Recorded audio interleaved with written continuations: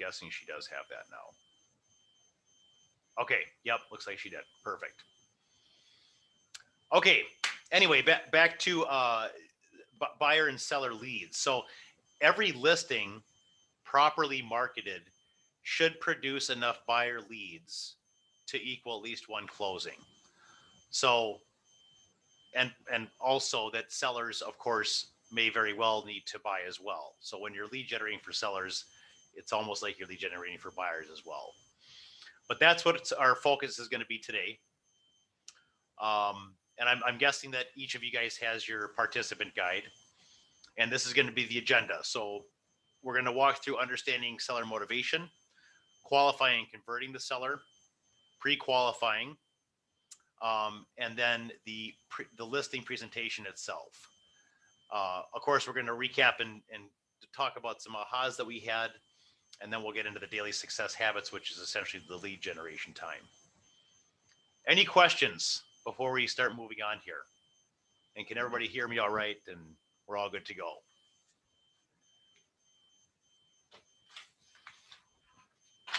Okay. So we can turn to page 4 in your participant guide. And where can we find seller leads? Well, your database obviously is going to be a fantastic resource to find seller leads. Your daily 10-4 is another way to get seller leads. In particular, those handwritten notes and things like that. That's actually huge.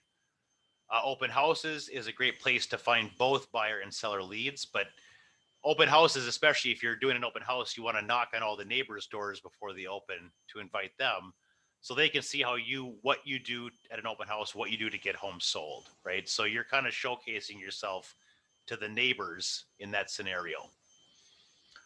And then referrals from your database or people that you're running into in general, just in life. But most referrals are going to come from family, friends, past coworkers, people that you know, right? There's also there's an open house aid in your Ignite toolkit. Does everyone have that? Is everyone familiar with the Ignite toolkit? I'm guessing. Okay. So let's switch gears and talk a little bit about what comes after generating the lead, which is connecting, pre-qualifying, and converting the seller lead into an appointment. That's always the goal, right? We always want to set an appointment. That's what we're shooting for. And we are now on page 5 of your guide. So if one of your leads tells you that they're interested in selling their home, first you need to connect with them so that you'll be their real estate agent of choice. Then understand how ready they are so that you can categorize them to see how soon they're thinking of selling. So we usually categorize an A, B, or C lead. Once you think someone is willing to sell, you'll need to pre-qualify them to see if they're able and ready to do business. And then finally, if they're ready and able to do if they're ready and able, you'll want to set up that appointment to do a listing presentation and secure the listing. Each step is important so that you follow up with the leads that aren't yet able, ready, and willing. You want to make sure that you can put the majority of your effort into winning the listing with those that can do business. And those ones that aren't yet able, ready, and willing can go into your database and be followed up with consistently. So when the time comes, you're the one they think of and they don't get sucked away by some mailer they got that day or something like that. Does that make sense? Any questions before I move on? Okay. So moving into connecting questions. Connecting obviously is an important part of prospecting, which was covered in the lead generation model of the course. I think that was the first or second or third session. People want to do business with people that they see as motivated, capable, likable. So you want to focus on connecting with the seller so you can gain and build rapport, and also find out how ready and willing and ready the seller is. So what are some life events motivating people to think about selling? And I'm looking for some suggestions, answers. Any thoughts? What big life events could equal a move? Marriage. I'm sorry. Marriage. That's a huge one. That's a huge one. Looking for a bigger house. Yes, but why would they be looking for a bigger house? Oh, why? Yeah. I'm for my own experience. Like I just want a big yard. That's Sure. But if we think about a life event, many times a move coincides with a life event, right? So Yeah. marriage is one. Elizabeth, I think you had a suggestion as well. I was going to say babies, which goes along with marriage. Yep. Babies is a big one too. And that's many times if there's a newborn, okay, now we got to find more space because we bought this 2-bedroom home and it's just not enough. Now we got 2 kids, right? What else could be a life event that could coincide with a move? I think like a lot of people now have come to the realization that maybe their jobs are going to be long-term working from home. That's a big one. Sometimes the people that are adding size or space to their homes, it's like, well, I need a home office, and I don't think that need is going away. Yep, that's a great point. So a job change, whether it's the same job, but it has a major change in how you're conducting it, such as working from home, that would be a life event. So would a job change into a different career or a different industry, right? Other things. retirement. Yep. What was that, Janet? Retirement.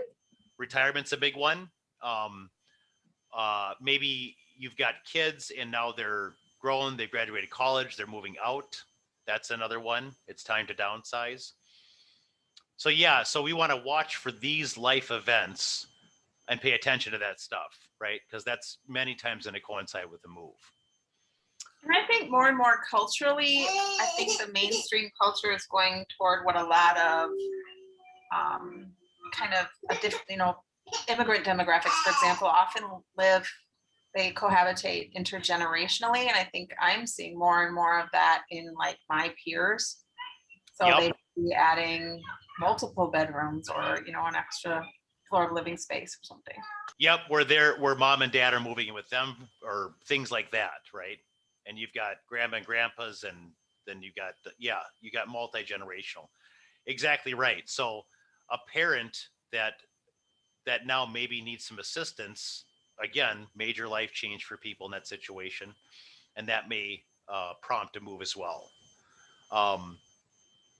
And then we really don't know how to what degree COVID is affecting this. And like you mentioned, Beth, about people needing to work from home. In fact, I've been reading that trends are now starting to turn from open concept living to things that are a little bit more compartmentalized, right? So great answers, everybody. Appreciate your input. Home gyms, like everybody's canceling the gym memberships and buying equipment, and then That's another one. Mm-hmm. Exactly right.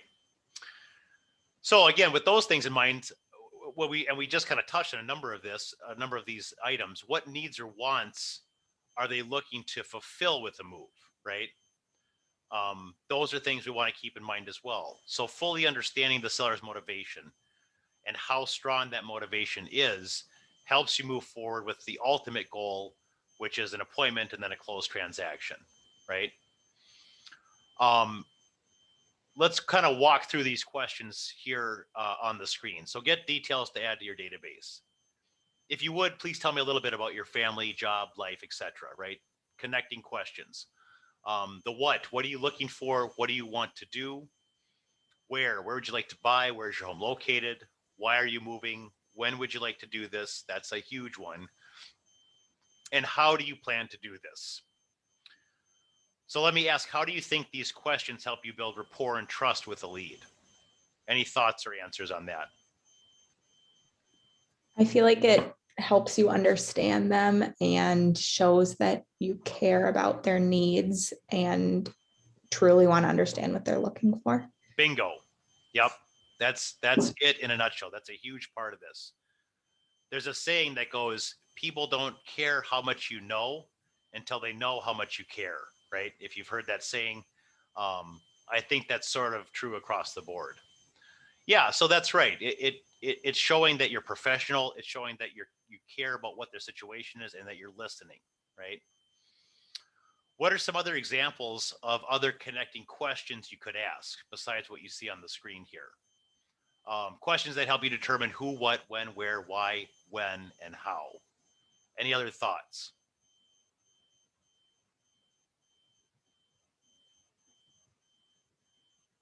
And we'll take just a minute to jot down some of those ideas that you've got some space for on your guide on page 5 of your guide. So any other questions you could think of beyond the ones we see here to Matt, connect? I don't have a question to add, but I have a question in general. Sure. Like if people are saying, oh, I want to move in like the next year. Yep. Like, how do you categorize them in your contacts? We are going to get on that in the next slide. So it's a perfect time to segue over to the next one. And there we go. So, and you know, this is not concrete. This is not set in stone. You could determine what makes an A, B, or C buyer or seller. But this is a good, it's a good foundation to start with. So someone who is an A buyer is going to be able, ready, and willing to do business. I'd say 0 to 30 days. In the next 30 days, they're looking to put their home in the market, start looking at homes, something to that effect. So the action you take, and this is why categorizing is so important, because it's going to determine how frequent and how much time you should be spending on each of these people in these categories, right? So your action steps for A would be to daily follow up to secure an appointment, right? I'll be honest, daily might be, you know, I don't want to give anyone a limiting belief here, but that might be a little much. But every other day, absolutely. If they're that motivated and ready, in fact, you might know by talking to them, or you might be able to tell, and you may find that you're okay and you should follow up on a daily basis to check in with them. But when they're that ready, if you're not in consistent communication with them, it's very easy for them to move to somewhere else. Or they're talking to a friend and their friend at work says, oh yeah, we sold our house, you know, 2 months ago with this awesome agent and you should talk to them. Then they talk to that agent, you didn't follow up, and now they got sucked away by that agent, right? So again, this is going to point out how frequently and how intently we should be contacting these folks. So a B seller, able and ready to do business in 15 to 60 days. I'd say 30 to 60, same kind of thing. Action, put them in your database and call every 2 to 3 days or at least once a week. I would certainly be calling those folks once a week. If they're ready to list in 60 days, I would be calling them once or twice a week, in fact. Then we've got C buyers, able, ready, and willing to do business in 60, 90 days plus, right? Action for that type of a category or a seller would be to put them in your database and call monthly. If they're going to be out farther, you know, if they're 2 months or say they're 2 years out or 3 years out, certainly they should go in the database. Certainly they should be put on a smart plan, and I would follow up with them once per quarter in that situation. And I kind of gave away the answer here, but if for example, if you had a C lead, what do you think you should do to ensure you keep in touch with them? Create smart plans for them or put them on one. Yep. Is that it? Okay. Because the smart plan away. is, I did sort of give it away, but the smart plan is going to remind you on your dashboard if you're supposed to call this person, and it's going to automate the emails that go out to that person with their monthly market updates and those types of things. So again, we want to be, because we don't know when people are going to be ready to make a move, we want to make sure that we're in communication with them so we're top of mind, so that we come to their mind when it is time, right?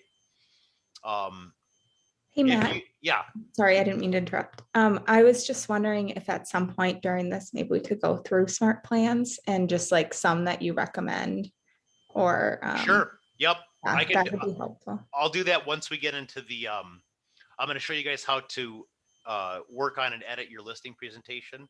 Mhm. And I could maybe show you a smart plan before we get into that. Yeah, that would be good. Thank you. Anyway, the follow-up, the communication is critical, even with people, and you'll experience this if you're long enough in the business. Someone you know, someone that maybe even you're close to, or a past client is going to use someone else. It's inevitable. I promise you it will happen. So prep for it now. When that happens, and that's happened to me a number of times over the years. Whatever that has happened, I always look to myself and I say, what didn't I do? I never blame them. It's not their fault that they use someone else. But I have to wonder then, if I would have been calling them 4 times a year, would they have thought of me when the time came, right? I had one in 2017 where I was starting to re-engage my database. 2012, 13, 14, 15, I spent money on Zillow leads, and I did pretty good business. I was spending somewhere around, 7, 8, 9,000 a year, and I was earning somewhere between 40 to 50,000 off those leads, right? So it was a good return on investment. In 2016, it sort of started drying up, or I was breaking even, so I cut all that off and I went back to my database strictly. And my business increased. I did better a year later after re-engaging my database. But as I was going through that exercise, I decided to look up some people that I haven't talked to for about a year and a half. And I had some clients that I had helped buy and sell 5 homes. I helped their brother sell and buy 2 homes, and I helped one other family member buy a house. And I was going to call them because it's been a while since I talked to them. I was like family. That's what I felt like. That's what they called me. I looked up their property, and it was currently listed at the time. And I looked up the tax records, and they had already bought something else. The property that was listed at 900,000, and the one they bought was 600. So that was probably $45,000 in commission that was now gone, and I felt like a complete idiot because I hadn't talked to them in a year and a half, right?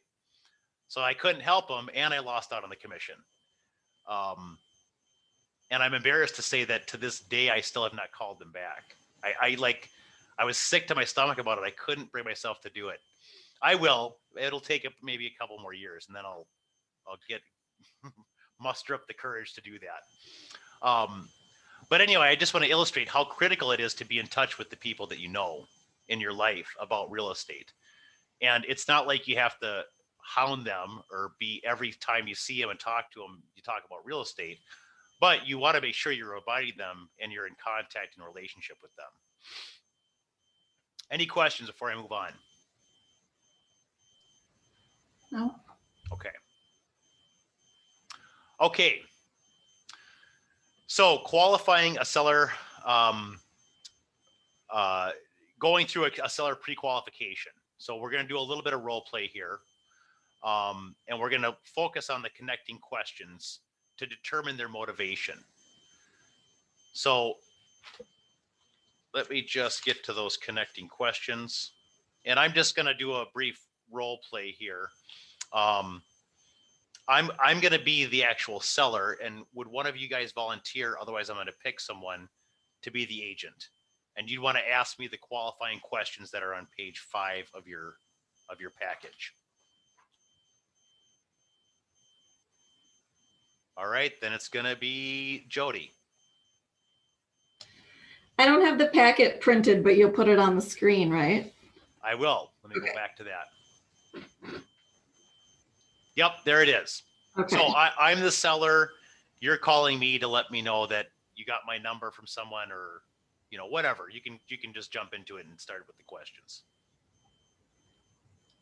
Okay, so you're the seller, I'm the agent. Yep. So you could just be, hey, Matt, it's Jody calling. How you doing today? And then just get into it. Okay.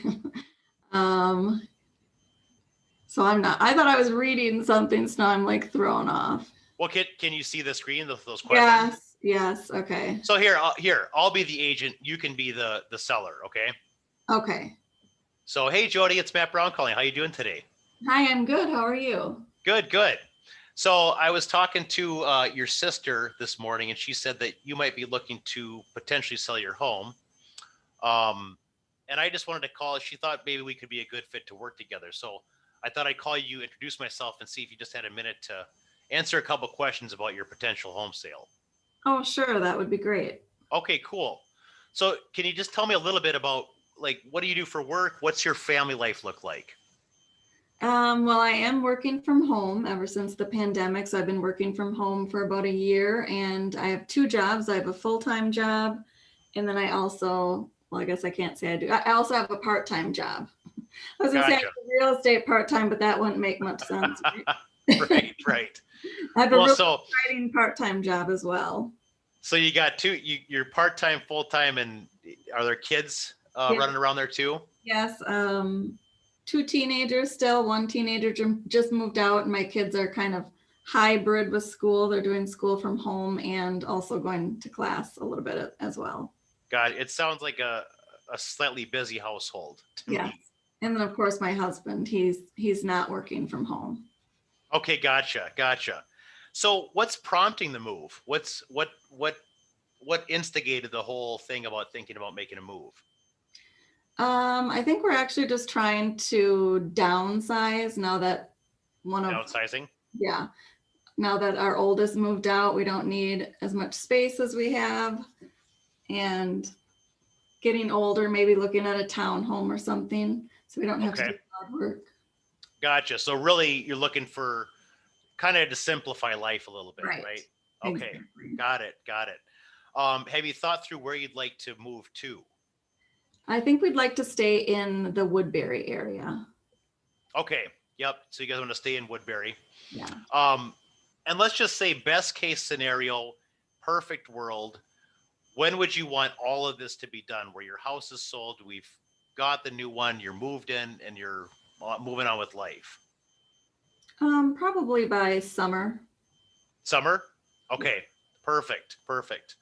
Um, and then normally I would probably ask a few questions about the home, but essentially I'm going to go into, well, look, Jody, the next steps are for me to come over, take a look at the house so we can go over the market analysis and determine what would be the appropriate price for it. I've got openings next Tuesday at 3 or Thursday at 7. Which of those might work best for you and your husband? Or Sure. How about Thursday at 7?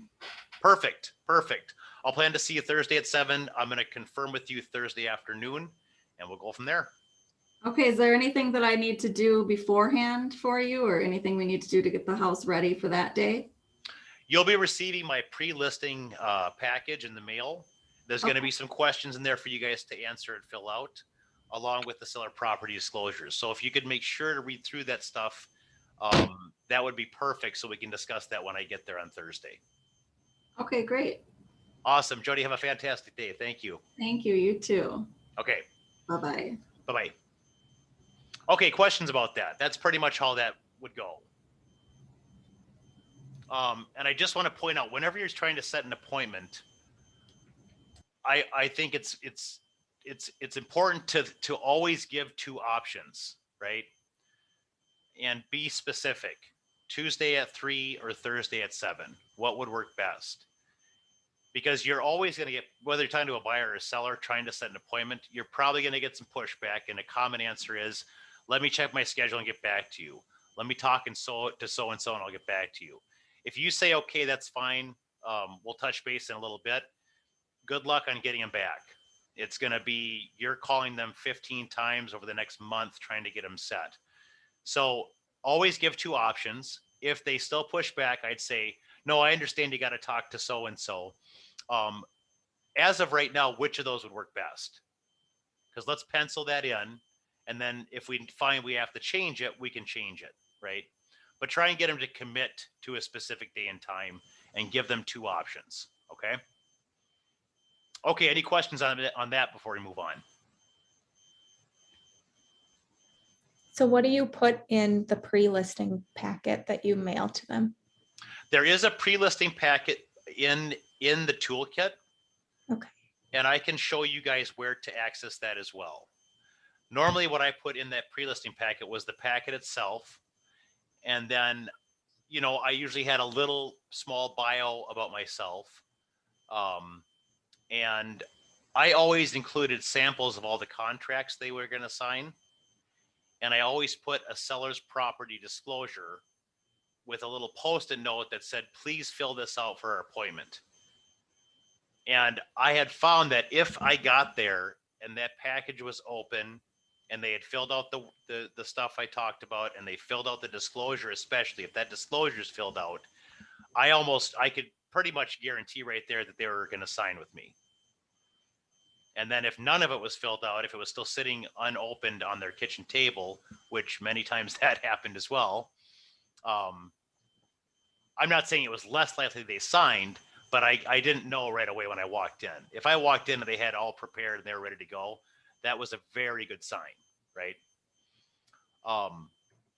Another thing I'd like to mention, since we just were talking about that, if you get to the point in an appointment with the buyer or seller, and they're indicating they're ready to sign, you should stop talking and say, okay, that's great. Let's get into the paperwork then. And just stop what you're doing and go right to the paperwork. Because if they tell you they're ready, now it's yours to lose. You could talk yourself out of the business, right? I've had people, there's been a number of appointments I've been on, and I've gone through the presentation part, and then I've gone through the analysis and where their property fits into the market. We've talked about and agreed on a price, and then I would get into some marketing, and a number of times they've said, you don't have to get into that stuff. I mean, we're pretty much ready. So then I would stop. I would not get into marketing at all. I go right into the paperwork and get that signed. Because they're already indicating that they trust me to a level enough to sign. So, okay, here's what we're gonna do.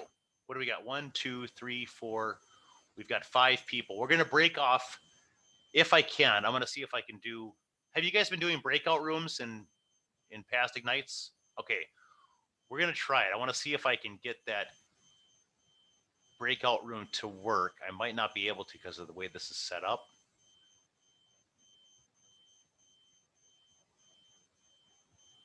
And it looks like I can't do that. One more second, maybe I can.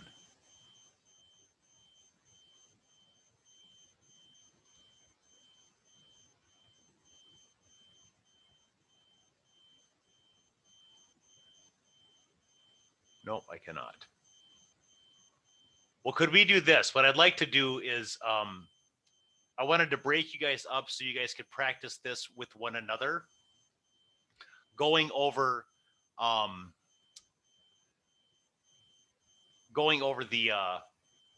qualifier. Well, actually, I don't think I even talked about the pre-qualifying sheet yet, have I?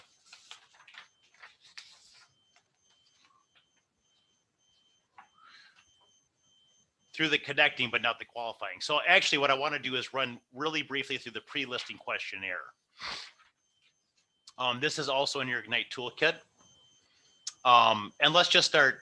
Elizabeth, would you be my partner here for a minute, just to role play through this? Sure. Okay. So I'll be the agent here and you can be the seller, right? Okay. Wait, So- I don't see. Is it in my packet? It's actually going to be, let me see if you guys can see this.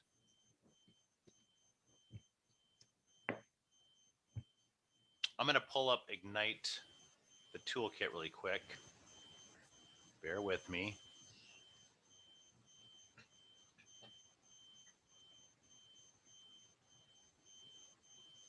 There we go. It's got to be in here.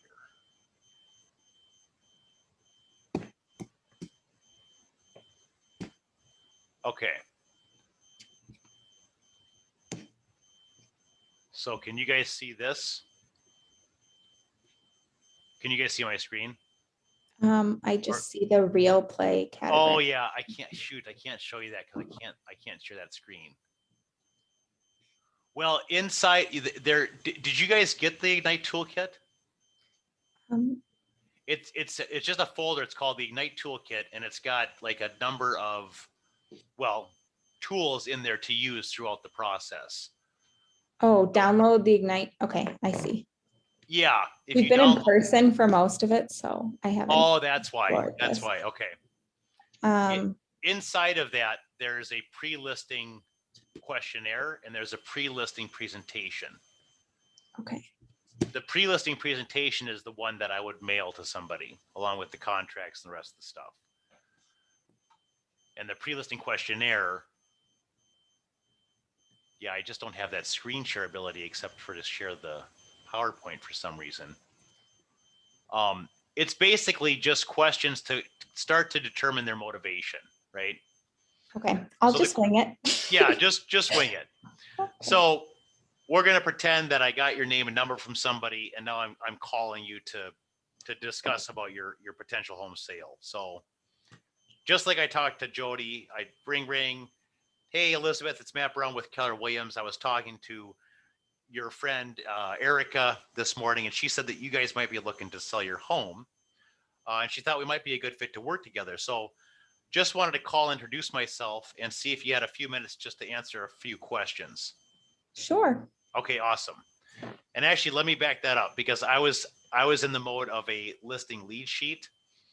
At this point in the relationship, we'd actually be, we would have talked about setting the appointment, and then I would have went into this, and I would have said, hey, do you have about 5 minutes so I can ask you a few questions before I come out to meet you? Okay. Yes. Perfect. So how did you hear about me? I heard about you through my friend who Okay. used you Okay, perfect. as an Perfect. agent. Yes. And you know, obviously, use your discretion. That might not be an appropriate question depending on how you know the person or whatever. Obviously, right? And then another question. Okay, so you heard you got my information from a friend. Got it. Where are you guys moving to? Golden Valley. Golden Valley. Okay. Mhm. And similar to the connecting questions I asked, what's motivating you to move there? What's instigating the move? Well, I'm pregnant with my third baby. Okay, Not gotcha. really, but But it's And we time for need more to be- space. yeah, we need more space. Got it. Okay, perfect. And how soon do you have to be there? Again, I would instead of that question, I would say in a perfect world, when would you like to be moved in? Well, I am due in 6 months, so Okay. ideally around before then, so we can prep the nursery. Gotcha. So I'd say probably at least by end of July, something like that. Mhm. Okay. If we sell your home in the next 30 days, would that pose a problem for you? No, I think we could make that work. Okay, perfect. What would happen if your home didn't sell? Gee, I don't know. I guess I hadn't given that much thought. Gotcha. I'm hoping it will. I guess if it doesn't sell, it needs to sell. Got it. We need it to. We need another. I guess our kids would have to share a room then, and we'd have to make it work. But Right. Well, and again, this question gets at motivation, right? yeah, Because if you would have said, well, if it doesn't sell, we'll just stay here. Okay, well, that's fine too. No, there's no wrong answer. But Okay. if they say something like you said, Mhm, like, well, we have to sell, then you know, again, they're very motivated. mhm. And it's probably going to be more likely they're going to agree on a price that will cause it to sell, right? If they have to sell. Okay, and have you thought about, I'm guessing that since you thought about selling, you've probably been looking at what's happening in the market, and probably started to think about what you want to get for your home. So have you thought about a price you want to ask for your home? I think it should be worth around 450,000. 450. Okay. Mhm. And again, this question is huge to me. I want to know that before I meet with them, because normally by this point, I would have probably already done some research, or if I hadn't, I'm going to do that for sure before I meet with them. And if I find their home should be listed around 399, 400, and they say 450, I know right now I'm going to have to give them education on what's happening. And I might have a bit of a challenge ahead of me in explaining why they should be reasonable to why they should list at 400 versus 450. Okay. So you want around 450. Got it. Now I'll be sending out a packet of information. Will you take a few minutes to review that before we meet? Sure. Awesome. And that would be the pre-list package. Okay. And then do you have any questions before we meet? Right now? I'm stealing. Is it Jody? I was going to say Gina. Jody's question. Is there anything I need to do to prepare my home for this appointment? Will you be taking pictures or pricing it based off of that appointment? We'll discuss and agree on a price that day, but you no need to make it all snazzy. Photos will be down the road a bit. The thing I would ask you is to make sure go through that packet of information and write down any questions that you have that come up between now and the time we meet. So we make sure we get those questions answered. Okay. Awesome. One last question. Will all the decision makers be there at the appointment? Oh, my husband works during that appointment. Okay. I got know it. we talked about this before, so I'm seeing how you'll handle it. Right. If he's going to be at work, what's his schedule look like? When is his next best opening? He would be free probably Friday after 4 o'clock. Okay, then why don't we just plan for Friday at 5 p.m. Perfect. When he gets home tonight, just let him know that that's happening. And he needs to be there for sure. Yes, all the decision makers have to be there so that everyone is clear on what we're doing and how this is going to move forward. Okay. Perfect. All right, and then just to confirm, we're going to change from Thursday at 7. We're going to meet instead at Friday at 5 p.m. Mhm. And I'll look forward to meeting you guys. All right, sounds good. Awesome. Thank you very much. Okay, and that would be just the pre-listing questionnaire. Again, this is an outline. You don't have to ask every question exactly the way it's written.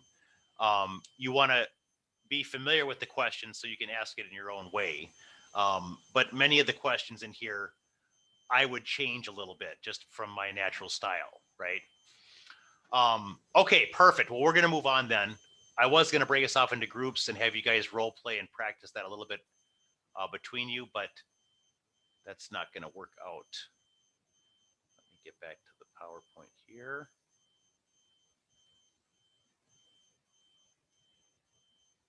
Okay.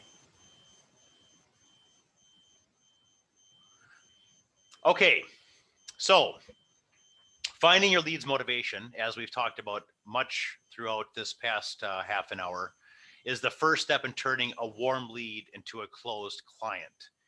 When you're completing your daily lead generation activities, your goal is to convert the leads to appointments. That's always the goal, is to get the appointment. And it should be noted, did you guys know that I think it's around 67% of buyers and about 75% of sellers sign with the first agent they meet? Okay, so it pays to be the first one in there because you already have a huge chance of them signing with you right there, right?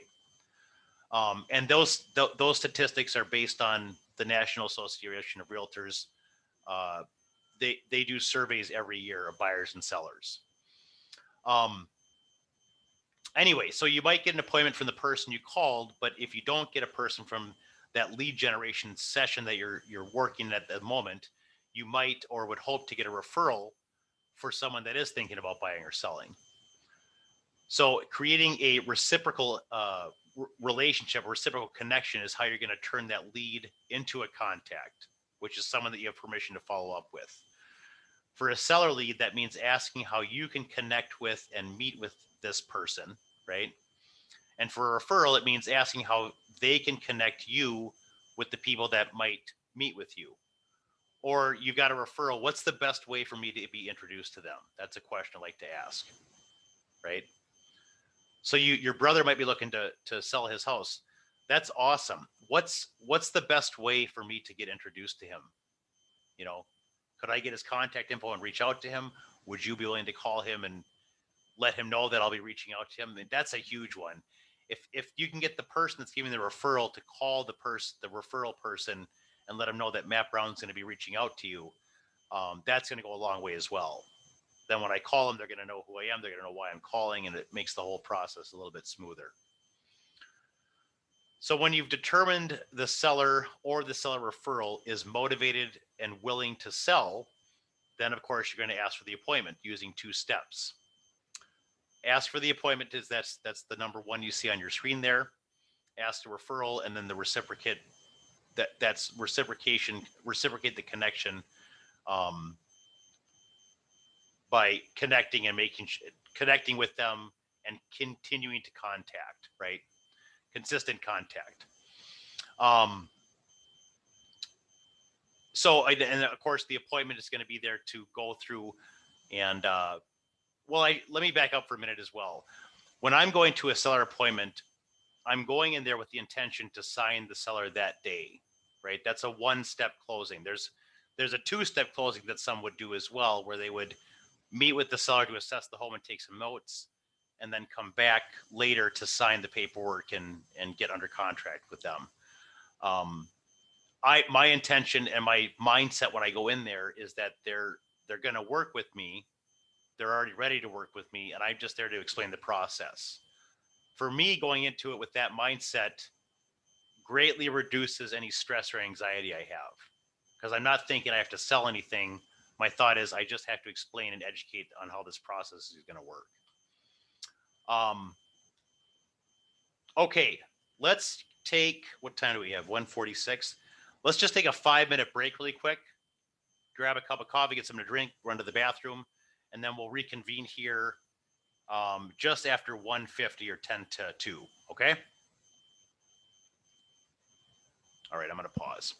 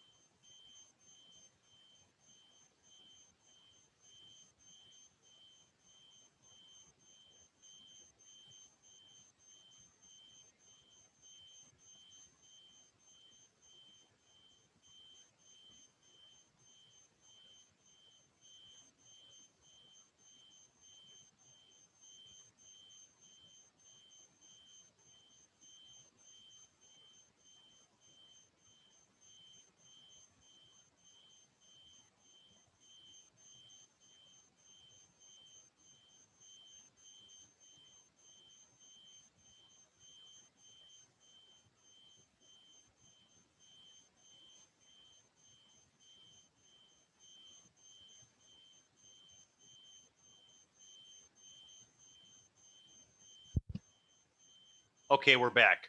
You guys with me?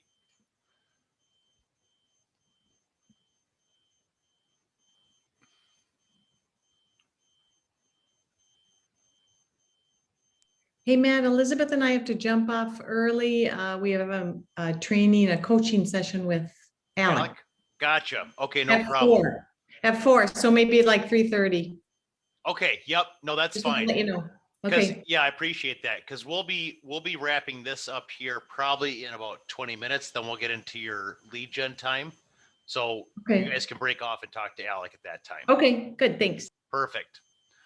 And I apologize. I actually sort of jumped around in this PowerPoint a bit. We have already gone through pre-qualifying. That was what me and Elizabeth did. And again, that's what this is as well. So we're going to move past that stuff and get into the listing presentation. So, actually, I just realized I can't really show you guys how to do this because I can't share the screen. You know what I could do? Oh, I guess I can't do that either. Well, let me see if I can find a way to get into the listing presentation here. Because we're going to log into Command, and that's where this stuff is located. I'm going to minimize this and just bear with me for a minute.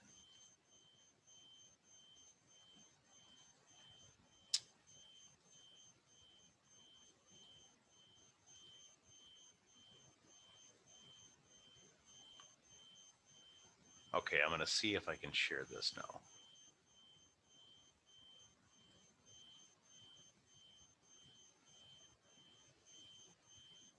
Ooh, I think I can. Okay. Can you guys see my screen now? What do you guys see? I see your command. Yep. Okay, wonderful. So I'll start with, let's see here. Okay, so first of all, I'm going to show you how to access the listing presentation and how to kind of start to edit it. And then I'll show you smart plans. Just get this set. Okay, so to access the listing presentation, we're going to go over here to the Designs applet on the far left-hand side of the screen. And I'm going to click Designs. And if you haven't created any of yours, this page probably looks blank on yours, is my guess. Next, I'm going to click on this little plus down at the bottom left. And then I'm going to click on Print. And then Next. And I don't know if you guys are following with me. Is everyone keeping up? I don't know if you're following me on command or if you're just taking notes or whatever, but if anyone wants me to slow or go back, just let me know. Okay. Again, yours, you're probably not, you might, well, no, yours probably shows all this in there too. But anyway, I'm going to click over here where it says listings and I'm going to click on that drop down. And then if I go down to the bottom here, it says listing presentation right here at the bottom of the listings drop down. So I'm going to click on listing presentation. And these are just all, each of these, they have all the same information. They're just different templates. So it's a different look. Whatever look you gravitate towards, that's the one you can use. So for example, I'll choose this one here, this first one. I'm going to choose this one. I'm going to click on use. And now it's going to take me to the editor. And if I click on, so this is just the template page. If I click on this next one, this is just going to give you some basic instructions about what you should be doing, you're looking for, and how to edit this stuff. And this can be edited and moved around and whatever. And then the next slide here is going to be the first kind of cover of the listing presentation, right? So you could change all of this. You could leave it as it is, whatever you want to do. Change the photo. Might want to make it something that looks a little bit more like Minnesota.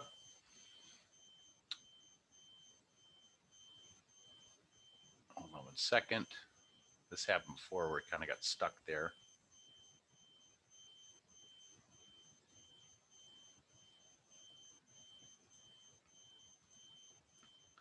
Go back to the template, and you can see each of these pages can be edited. You can change the photos, whatever you want. This is where you'd put the property that you're doing the research for, the actual listing, the address for the listing appointment. This one has information that you can get from Kelly that you'd want to put in the information of that neighborhood, of that area. How many active properties are for sale, how many are pending, days on market, so on and so forth. And you can get that information. Well, you can get that information from MLS through InfoSparks. You could also do a snap, what's called a snap on your Kelly app. And I don't know if you guys have the Kelly app yet or not, but that will be for another time. And you can scroll through this entire presentation and you can see there's a number of pages. I'm not sure how many pages are in here total, but there's quite a few. And then you've got into now you're getting into the comparables and the actual analysis. Now I use a CMA from MLS, so I would probably take all these out. For me personally, I would take all this kind of stuff out, and I would have a separate analysis to show them and go over with them. Anyway, I'm not going to go through each one of these slides and tiles, but I think you kind of get the idea, right? So you just want to go in here, make sure that your information is in here and updated, that you take out any pages you don't want to use, and that you edit the ones that you do want to use, okay? Any questions on this presentation or how to access it? Okay. So next, what I'm going to do is I'll go into Smart Plans. So, hold on one second. Go back to my home. So Smart Plans, the one that everyone could and should be on in your database is going to be the monthly neighborhood nurture. At least that one, and then at least the quarterly call plan. Okay, those are two. There's no reason that every single person in your database shouldn't be on those plans. So I'm going to go over here to the Smart Plans applet. I'm going to click on that. And you can see here towards the top left-hand side, it says My Smart Plans, and then it says Library, okay? If you've not been in here and you haven't moved any from the library to your Smart Plans, your screen will be empty here, okay? So once you get into this applet, I'm going to click on the library. And there's a ton of plans in here. So this first one that says Keller Williams 10, there's about 10 plan. I think it's either 10 plans or 10 pages. And these are the ones here that were created by Keller. These are the original ones that were released. All these other ones down here, this top rated, what's new, those are all plans that agents in the company have created and have had success with. So you can use other agents' plans as well, right? But the main ones I was talking about are going to be, click on see all. Oops, that's not the one I wanted. This one here. So these are the ones that Keller released originally. Right here, this monthly neighborhood nurture, that's one of them. And if I click on right here where it says view steps, I can see what the process of this plan is going to be. Basically, once you put someone on it, it's going to send them an email. It's an automated email. It's going to wait 30 days and then it's going to repeat. And it's just going to keep doing that. Every 30 days, they're going to get an email. And the email is going to be, it's going to be information relevant to their neighborhood or their area, all the relevant real estate information. So right here, what I'm going to have to do is I'm going to click on Add Smart Plan. It won't let me do it because I already have it in my library. But if you don't have it, it'll allow you to click on Download. And then it's going to be over here in My Smart Plans. Okay.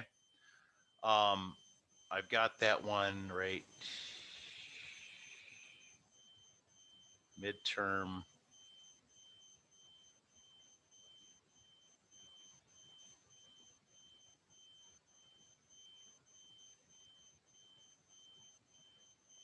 Oh, I'm not, that's why. There we go.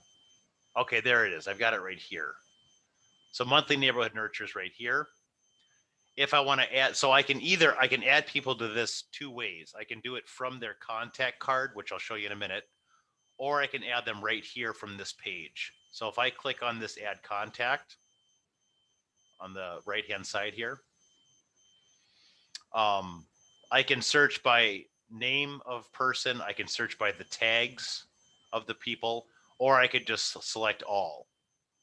And then I'd have to do add to smart plan, and then I'd have to select all again if I wanted to put the whole database on that. But that's how I'm going to add someone to the smart plan, the monthly neighborhood nurture. Any questions on that one right now? So how do you, so does it automatically create the content for those emails? Is there a way to does. like preview it before it sends or? Let me see if I can find, because I just had one come out. It went out actually. Let me see if I can find one. I thought I saw one this morning that went out to myself. Because I don't think there's a way that you can preview.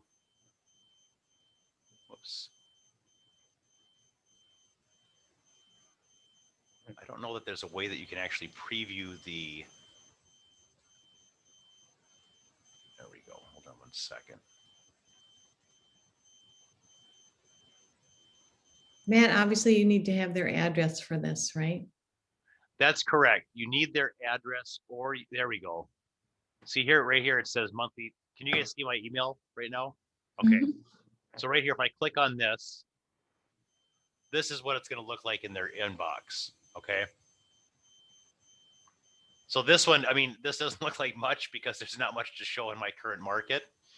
But if they click on here, explore neighborhood, then it's going to take them here. And there's just the problem is there's only one property for sale now right there, which is kind of crazy. It blows me away. In this neighborhood, that's the only property that's for sale right there. Okay. But if there was more properties and more pending sales recently, it's going to show that here. And then it has a contact information. I can also click on, nope, that's Hammond Road. I can add, they could add a neighborhood right here. And then up at the top here, can you guys see on the top right, it says neighborhood stats. If I click on that one,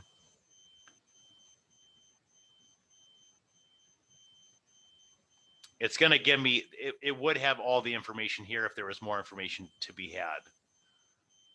But there just isn't much. But it is kind of cool because they also have information like this, the shopping in the area, schools in the area, that kind of thing. So it gives everything that should be relevant to someone in that area, right? There's the school info.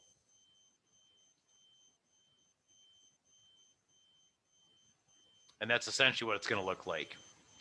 You can actually calculate the commute as well.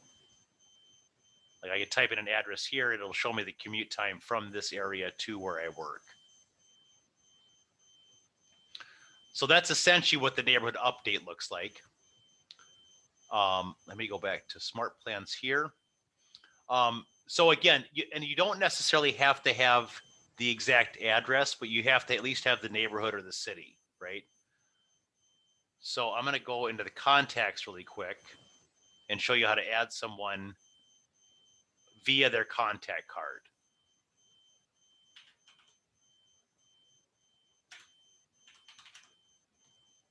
Okay. So let's just choose this one here. Do I have an address here? I don't. Let me get rid of this. So you can see this one, I don't have any address or anything yet, right?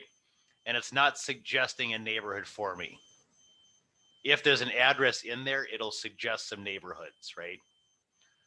However, if they don't, I can just click add a neighborhood. Or I think I can choose by city as well.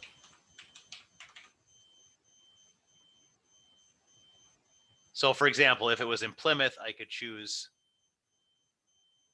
these are by neighborhood. I could, if I wanted all of Plymouth, for example, if I knew someone that wanted to move to Plymouth, I could just start choosing this one. And down here, it's going to show me other options that are near there. So I could choose Zachary, I could choose Liberty Park, Nathan Lane. These are all neighborhoods within Plymouth, right? So that's how you could do it if you don't have their address. If you know where they live, you could put in their area or somewhere they'd like to move to, right? And now that they have those associated with their contact card, I can go up here to Smart Plans, and you can see I've already added this one, but if I hadn't, I would simply click Add to Smart Plan. And then any smart plan that I had in my library is going to be right here. And I would just choose the appropriate plan, neighborhood nurture, select. And now I can either start it immediately or I can start it from a specific date. I might click confirm, start immediately, and confirm. Okay, so that's how you put someone on. One other thing I want to go over really quick before we wrap up and you get to your calls and texts and whatnot are the quarterly calls. So I'm going to go back to Smart Plans and I'm going to show you the quarterly call plan. I'll find it in the library. So right here, this one's sort of in the middle of the screen. This is the quarterly call plan, okay? And again, you'd have to click Add Smart Plan and then download it to get it into your library, into your My Smart Plans area. And actually, let me go back one more time. If I view the steps on the quarterly call plan, it'll prompt you for a phone call, and then it'll delay 90 days, and then prompt you for a phone call. So each quarter, your people are getting at least 4 calls a year from you, right? The cool thing about this is what I can do is once I have it in my Smart Plans, let me find it here now.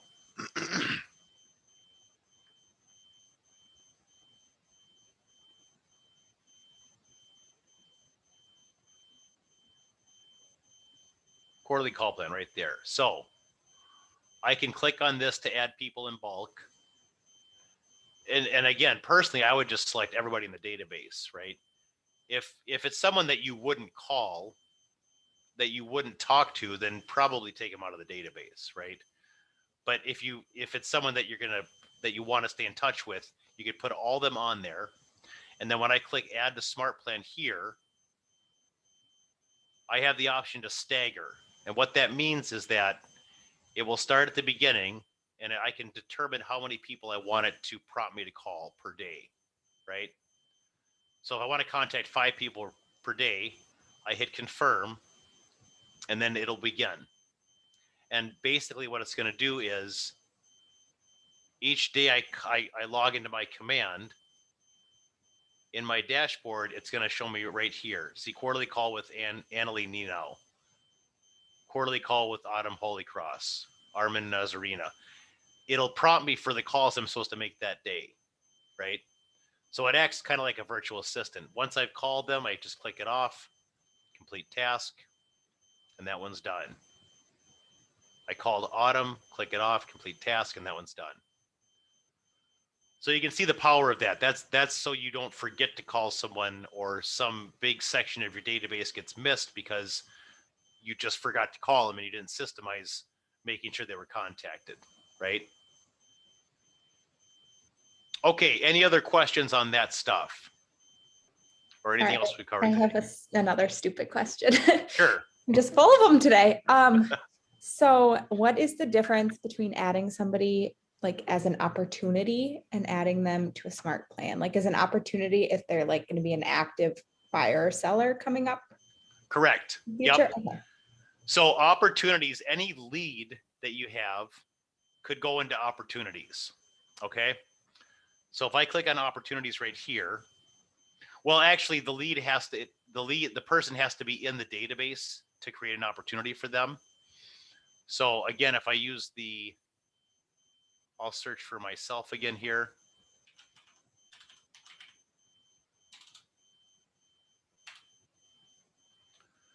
And I'll just choose this one again. Okay. So once the lead or the contact is in here as a contact, I'm going to click on this where it says opportunities up here.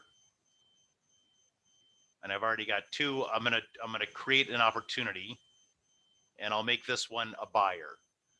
So none of that really has to be filled out.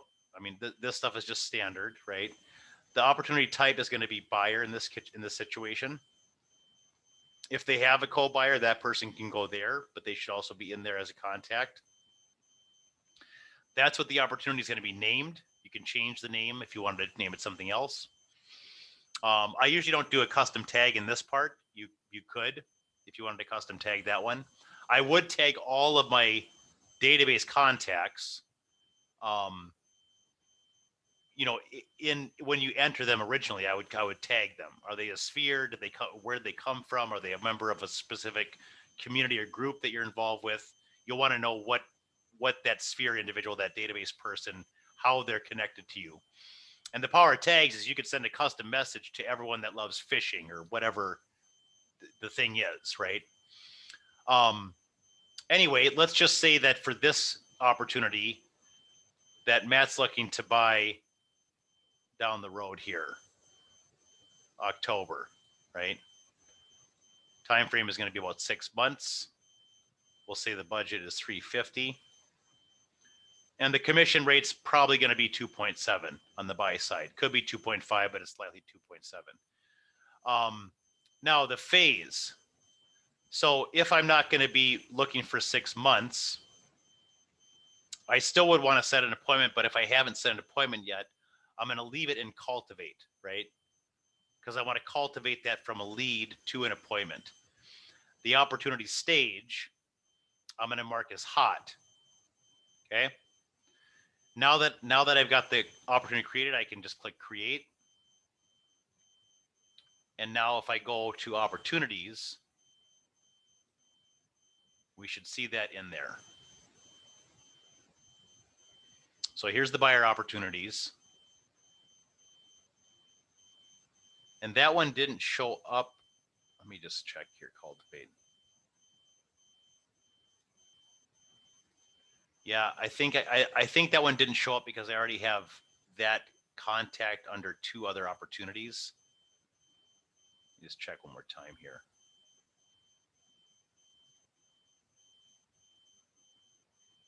Yeah, I got this one here.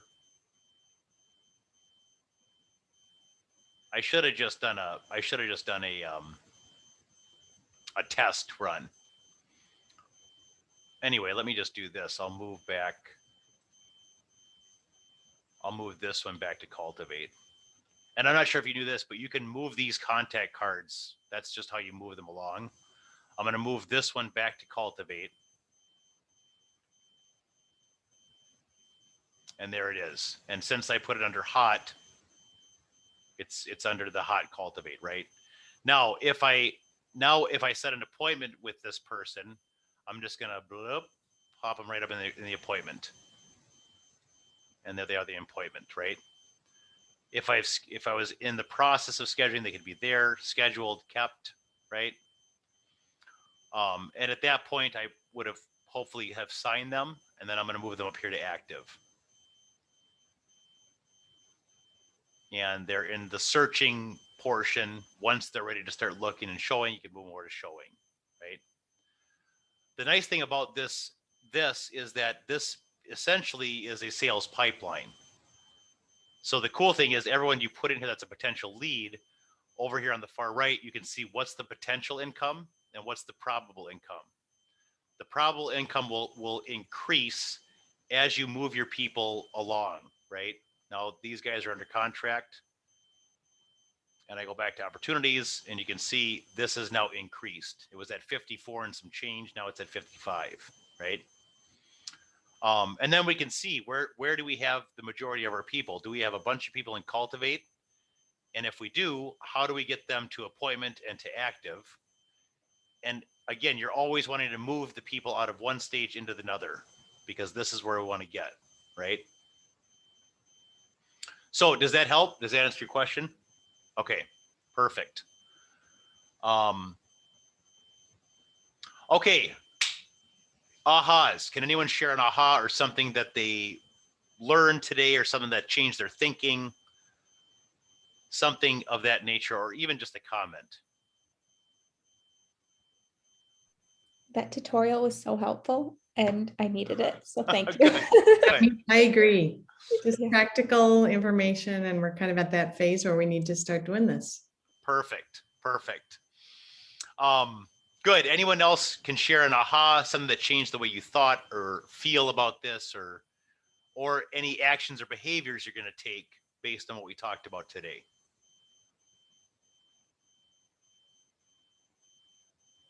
I also thought the script work was really very helpful. Good. Good. I appreciate the feedback. We as instructors always need feedback so we can improve, obviously. So the more you guys participate, the better it is for everybody. And I want to applaud you all for participating today. I've taught these classes where no one ever says anything, and it's not the it's not the best place to be.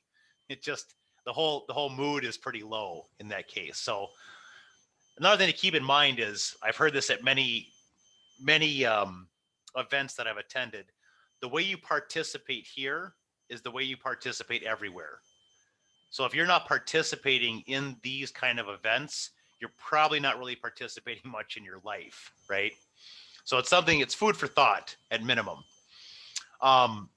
Okay, now I'm not sure how you guys have been doing this in the past. The way I've run this is we would break off now and do at least an hour of either calling people in your database, sending people text, Facebook Messenger, through Instagram.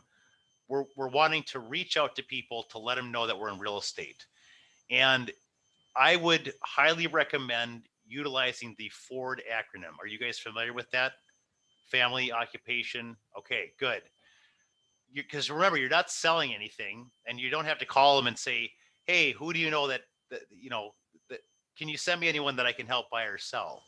What I would do is call someone and talk to them like you would talk to any of your friends, right? If I haven't talked to my friend in a couple of months, call some small talk. So what's been going on? How's life? How's family doing, right? And you talk about family. What about work? How's your job been going, especially with COVID? Are you in Zoom City, or are you back to work?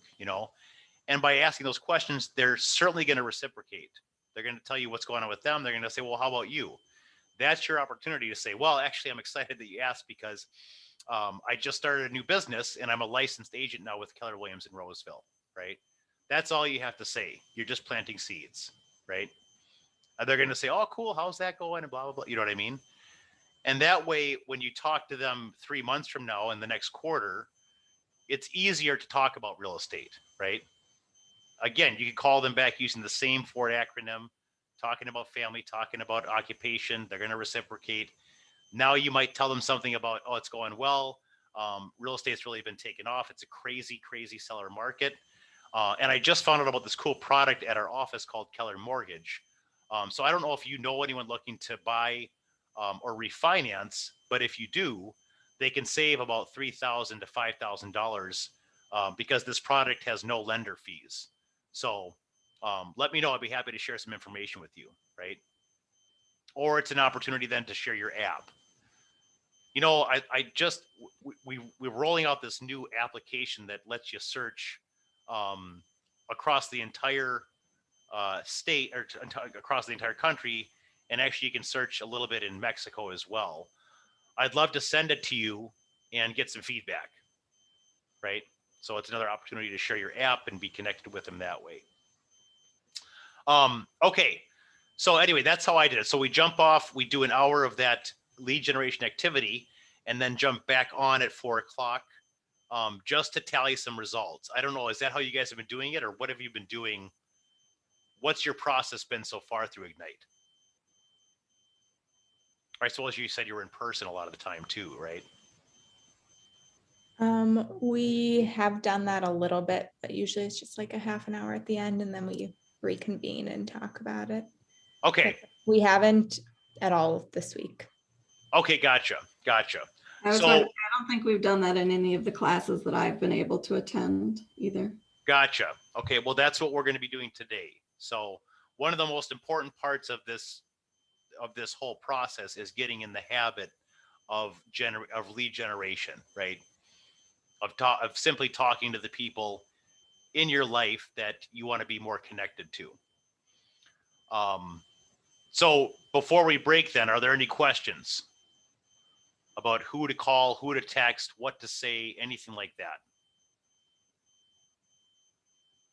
Okay. No?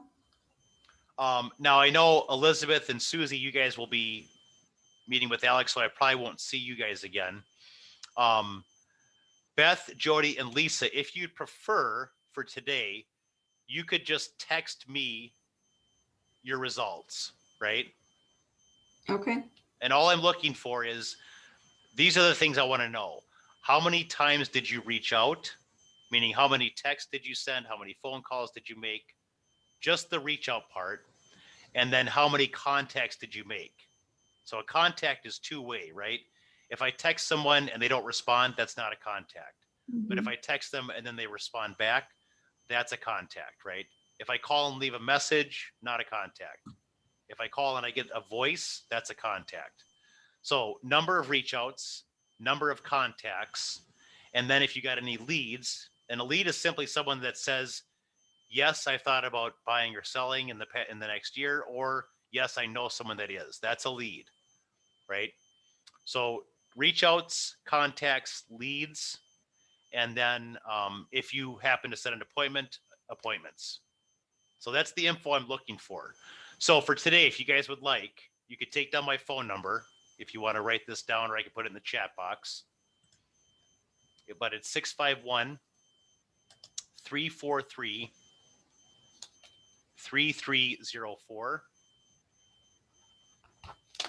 Everyone got that?